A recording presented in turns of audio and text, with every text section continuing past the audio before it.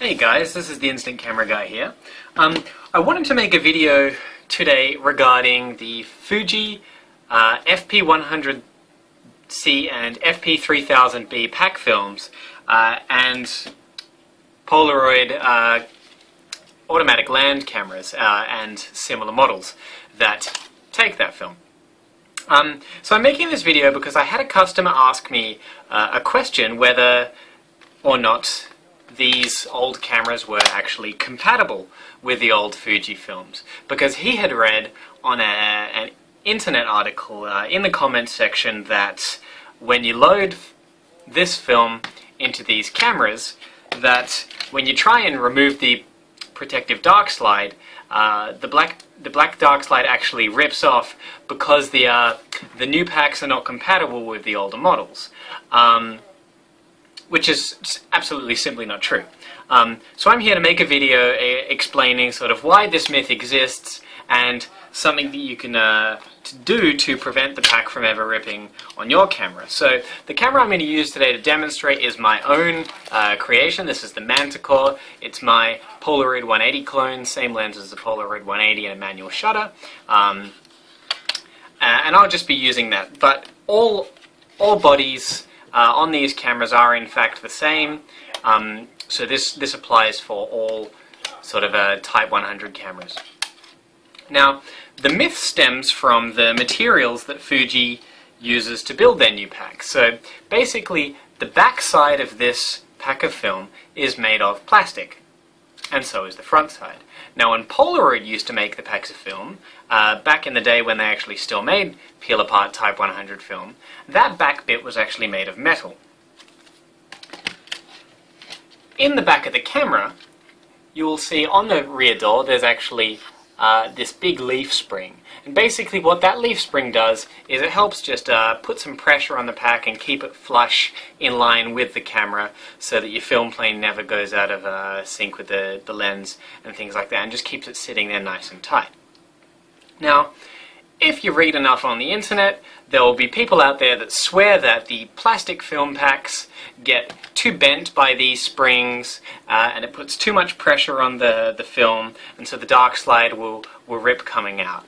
There are other people say that these old pack film cameras are just totally incompatible and that you need to remove the springs or modify the camera in some way that basically removes some of the bulk from the back so that the pack fits in easier. And that's the myth that I'm trying to sort of squash today. There is absolutely no reason to modify these cameras. Some of these Type 100 cameras came out with a little countdown timer on the back, either mechanical or electronic, and some people say that you should even remove the timer because that gets in the way of the new packs of film. But that's also a complete load of crap. So basically, it is true that the plastic pack of film does go under a bit more pressure due to that spring being there, but that's not to say that it's not going to work. Provided that you are careful, you can still easily rip out the dark slide. Now, should the worst come to worst, and the dark slide does actually rip, it's simply a matter of doing the following. So I'm not going to actually... You know what, maybe I will. I'm just going to rip the dark slide here and show you what you can do if your camera does in fact rip. So there we go. We've got the pack of film in like so, and I'm just going to close the doors like that, and let's start pulling out the dark slide. Now what I do when I do this is I grab the dark slide with both hands and just lift up with my thumbs there. And there you go. Because I've done this a few times before, you'll notice that it's actually coming out without ripping. But let's say that I was a total gorilla when I was ripping out the dark slide, and oh no, I ripped the pack. Whatever will I do? Oh, well, it's definitely time to take a Dremel to the camera and start removing springs and parts. No, absolutely not. What you do is the following. Now, if that happens to you, you've got two choices. Your first choice is to just open up the back of the door a little bit, and that's just enough for you to grab the rest of the dark slide, bring it forwards, and then allow you to pull it out the rest of the way. How hard is that? No need to modify the camera at all. All you got to do is open up the film door slightly. The other solution, if you're even more paranoid, is to bring around one of these, a roll of gaffer's tape. I mean, you could use masking tape, sellotape, anything, sports tape, it doesn't matter, as long as it's some kind of tape. And then it would just be a matter of taking your piece of tape, let's get a nice big piece there, grabbing your original tab, and quite literally just sticking it back in place, which now gives you something a lot bigger to pull on. So, if you were completely paranoid and you thought that you were too inept to be able to pull out the dark slides without a disaster, and maybe you had a wedding coming up that you're shooting, so you want everything prepared, what you could do is grab all your packs of film and actually pre-tape them. So you just, like I've just done, apply a piece of gaffer's tape as a support to the dark slide itself, so that it gives you something really strong to pull the camera out, to pull out of the camera. And really it's as simple as that. There is absolutely no need to modify the timer on your camera. There is no need to modify the back door. Any forums that say that you do need to do that are an absolute load of nonsense, and it's simply just not true. You can get away with just opening up the back film door and pulling the paper out the rest of the way, or if you've somehow done an incredible Hulk and ripped the paper so severely that it's actually started to go inside the camera, then all you need to do is just get a piece of sticky tape. Gaffer's tape works really well because it's so damn strong and sticky, and that's really all there is to it.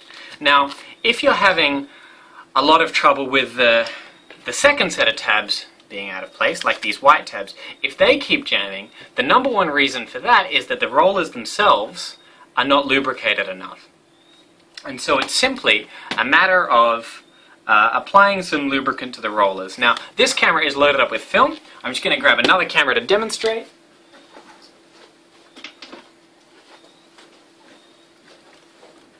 And I'm back. So this is my model Polaroid 350. And I'll just show you where you would need to apply the lubricant should your rollers be very stuck. So the first thing you're going to want to do, if you keep getting jammed packs, is just check that your rollers are actually moving.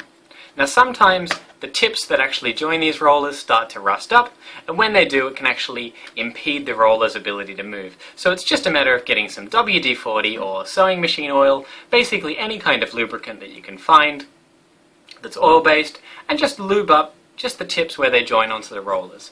You don't have to worry too much if the lube coats the rollers themselves, as you can just clean them down with a cloth or something. So once you made sure that they're rolling all nice and free, it's just a matter of closing it up and inserting your pack of film and starting again.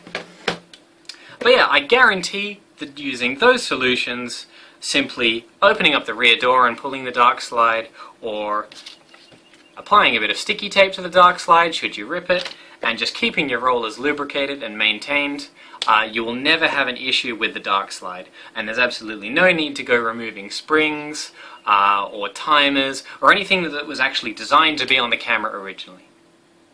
So there you go. Thanks for watching, guys.